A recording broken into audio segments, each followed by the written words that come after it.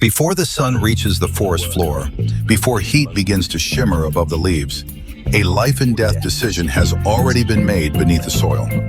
In the darkness below, where light has never existed and time is measured in vibrations rather than hours, movement begins. Notoncus ectatommoides does not wake up. It is simply active, as it has always been, as it must be. Here, hesitation is extinction. The ground above is quiet, but the earth below is crowded with signals. Chemical trails overlap like memories written and rewritten, warnings crossing paths with invitations, danger brushing against opportunity.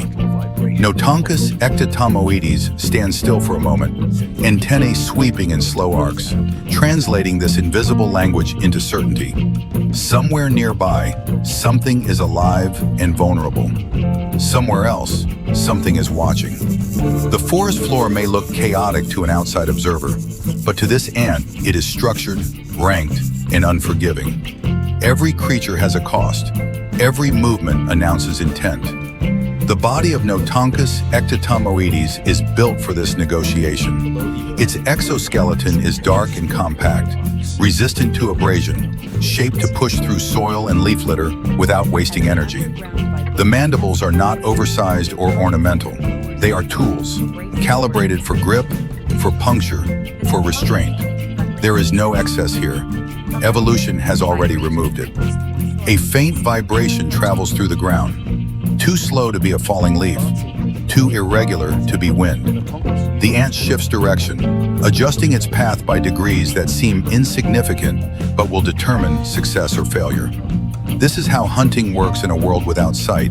It is not about speed, it is about interpretation. The prey is close now, concealed beneath a thin layer of decaying leaves. A soft-bodied insect larva, rich with nutrients, unaware that its stillness is not protection. Notoncus ectatommoides advances without pause. The strike is sudden, almost violent in its contrast to the earlier calm. Mandibles close, venom flows, resistance flares briefly, then collapses. In the economy of survival, mercy has no function, but the hunt is only the beginning. Carrying prey is dangerous. Weight slows movement. Scent attracts competitors. As the ant begins the return journey, it releases a trail of pheromones behind it, a chemical signature that says only one thing: value. Others will detect it soon. Some will help. Some will try to steal. The difference does not matter. The colony will respond. Above ground, the forest grows louder as the sun rises. Birds call. Larger insects begin to move. But below, a different rhythm governs the day. From narrow openings concealed beneath leaves and soil, workers emerge, drawn by the signal.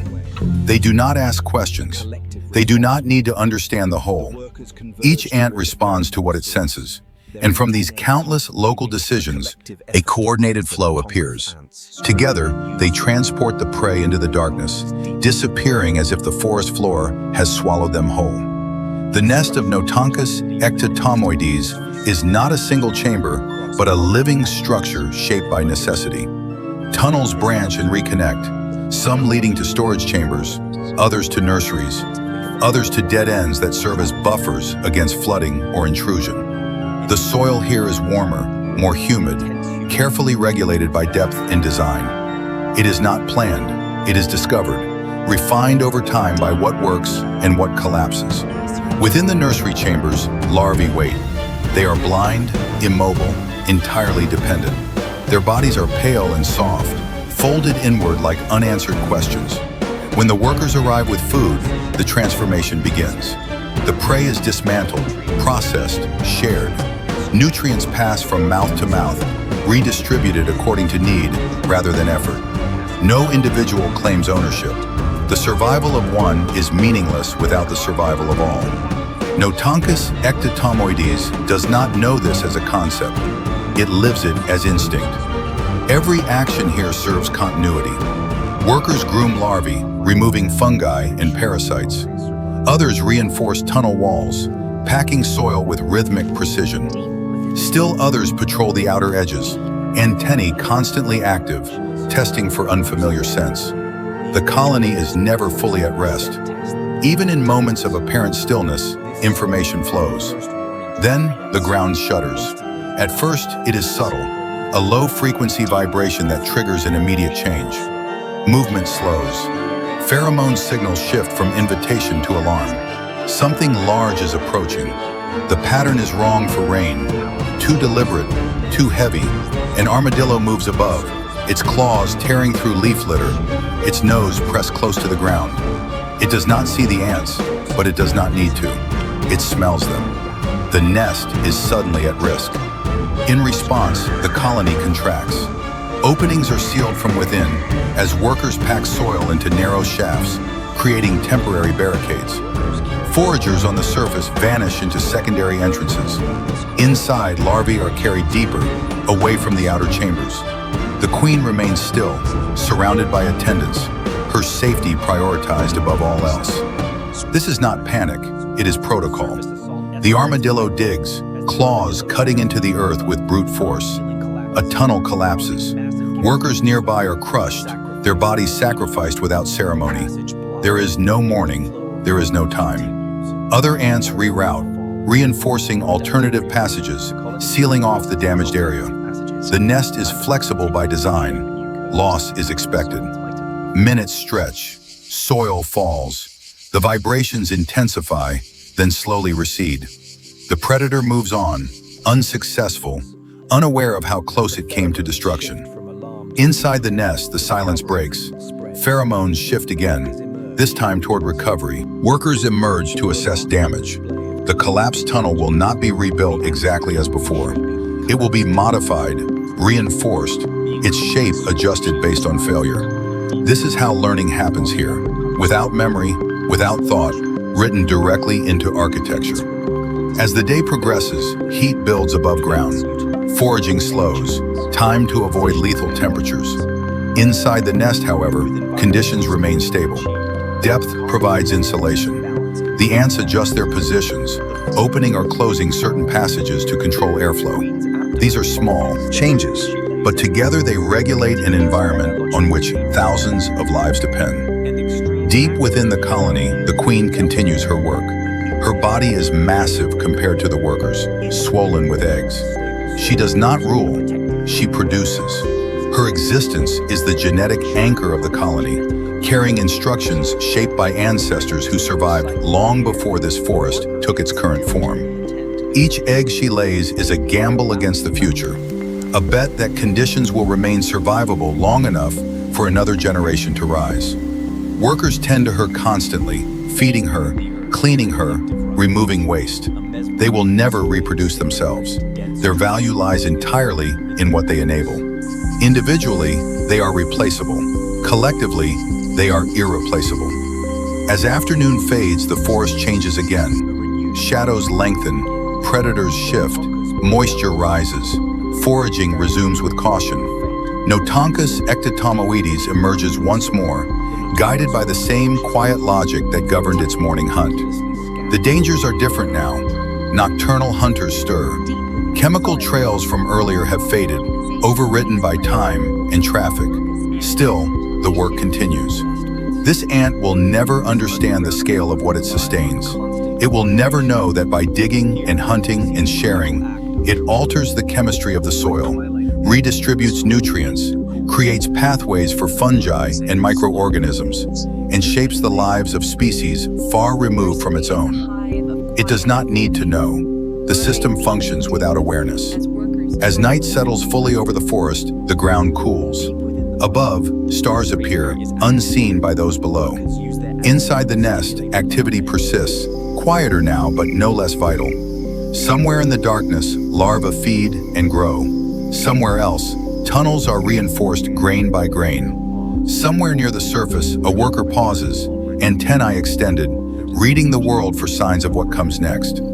For Notoncus ectatommoides, survival is not a single dramatic event. It is an unbroken chain of decisions, each one small, each one necessary. And as the forest breathes through another night, that chain holds, for now. The night does not bring rest. It brings a different kind of pressure. As temperatures fall, moisture creeps upward through the soil, changing its texture, its resistance, its smell. For Notoncus ectatommoides, this shift rewrites the map of the world. Tunnels that were safe hours ago may now threaten collapse. Scents that once guided movement disperse differently in the cooler air. Nothing is stable for long, and stability has never been promised. A worker moves through a narrow passage near the outer edge of the nest, its antenna tracing the walls with practiced precision. The soil here is damp, compacted, but unfamiliar. This tunnel was widened only recently, after the armadillo attack. It is stronger than the one that failed, reinforced by repeated passes of countless bodies by the simple act of traffic. In this colony, strength emerges from use. What is not used disappears. Beyond the nest, nocturnal predators begin their patrols. Spiders stretch silken traps between fallen twigs. Centipedes glide over the leaf litter, their many legs moving in hypnotic waves. To them, ants are not individuals, they are calories. But Notoncus ectatommoides does not move blindly into this danger. Foraging now is cautious, measured, often brief. Workers venture out in small numbers, testing conditions, retreating at the slightest hint of threat. One ant strays too far. A vibration, sharp and sudden, cuts through the ground. The warning spreads instantly through pheromones, but it is already too late. A spider's legs close around the worker, lifting it from the surface. The struggle is short. Venom flows again, but this time it is not enough. The ant's body stills, becoming part of another creature's survival. The colony does not respond with pursuit. It does not send reinforcements. Loss is acknowledged chemically, not emotionally. The pheromone trail associated with that path weakens, then fades. Traffic redirects elsewhere. Risk is recalculated without hesitation. In this world, attachment is a liability. Before dawn, deep within the nest, a quiet transformation reaches its conclusion. A pupa splits its casing, emerging as a fully formed worker for the first time. Its exoskeleton is soft, pale, vulnerable. Attendants surround it, grooming, protecting, feeding. Over the coming hours, its body will darken and harden, preparing it for the outside world. It has no memory of before, no knowledge of what lies ahead. It will learn through contact, through failure, through chemical instruction. This cycle repeats endlessly: birth without ceremony, death without pause, continuity without reflection. As the horizon begins to pale, the forest prepares for another day. Dew settles on leaves, birds stir. Heat will soon return, bringing new dangers and opportunities. Inside the nest, activity shifts once more. Foraging plans adjust, patrols change routes. The colony breathes in anticipation, a synchronized readiness that no single ant controls. Then comes the rain. At first, it is gentle, a soft drumming on leaves that barely penetrates the soil. But it builds quickly, heavy drops striking the ground with force. Water seeps downward, filling pores, weakening walls. In poorly designed nests, this would be catastrophic. Flooding would drown larvae, wash away food stores, collapse entire chambers. But Notoncus ectatommoides has faced this before. The nest is layered, its deepest chambers placed well below the reach of surface water. Still, danger spreads fast. Shallow tunnels begin to fill. Workers respond immediately, relocating larvae to higher ground, sealing off compromised passages, opening drainage routes carved during earlier storms. These tunnels were not built for beauty or symmetry. They exist because previous rains proved them necessary. Water finds a way, regardless. A chamber near the perimeter floods completely, its contents lost. Food stores dissolve, carried away into the surrounding soil. The loss is significant, but not fatal. The colony absorbs it, adjusting future foraging priorities. Hunger will increase risk later. That is a problem for another hour, another ant. By midday, the rain eases. The forest smells different now, richer, heavier. Above ground, new life emerges. Insects drawn by moisture become active, presenting fresh hunting opportunities. Foragers venture out again, this time in greater numbers. The risks remain, but so does necessity. Notoncus ectatommoides moves through the softened soil with ease. Conditions favor digging. New tunnels extend outward, exploratory, temporary. Some will be abandoned within days. Others will become permanent arteries of the nest. The ant does not distinguish between them. It digs where chemical signals suggest promise, stops where resistance grows too great. Elsewhere, deep inside the colony, the queen's pace slows. Egg production fluctuates with resource availability. When food is scarce, output decreases. When conditions improve, it rises again. This modulation is not conscious, but physiological, governed by hormones and nutrition. The colony's growth is not unchecked. It expands and contracts in rhythm with the environment. Weeks pass in this way, marked not by dates, but by patterns. A stretch of dry heat reduces surface activity.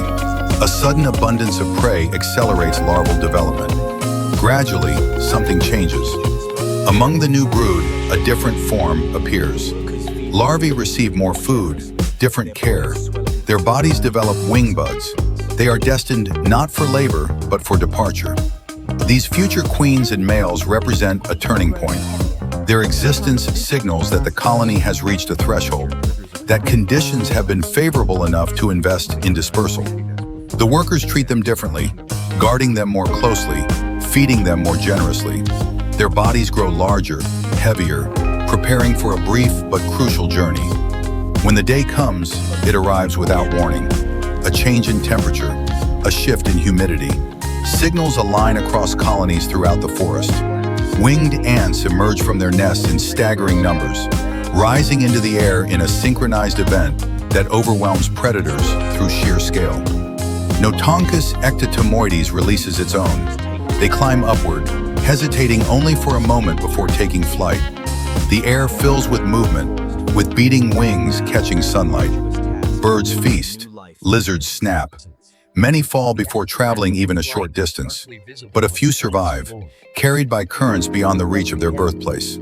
For those that land successfully, the future is uncertain. A young queen sheds her wings and searches for shelter, digging a small chamber where she will seal herself in, surviving on stored reserves as she lays her first eggs. Most will fail. Soil too hard, predators too quick, conditions too harsh. But success does not require many. One is enough. Back at the original nest, life resumes. The departure has cost energy, resources, labor, but it has also fulfilled a purpose older than the colony itself. The workers do not linger on what has left. They focus on what remains. As another night falls, Notoncus ectatommoides stands once more at the edge of the unseen world, antennae tracing the darkness. It does not know the forest's future. It does not need to. Its role is immediate, specific, unchanging. Hunt, dig, share, respond. Above, trees grow and fall. Species rise and vanish. Climate shifts in ways no single creature can comprehend. Yet beneath it all, the quiet industry continues. The soil remembers these ants long after their bodies are gone, shaped by their tunnels, enriched by their labor.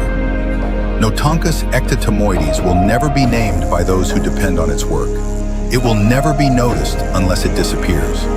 But as long as it moves beneath the forest floor, as long as it follows invisible trails and responds to silent signals, the system holds. In the end, survival here is not about dominance or intelligence or strength. It is about persistence, about countless small lives moving in alignment with forces far larger than themselves. And in that alignment, hidden from view, the story continues, unbroken, uncelebrated,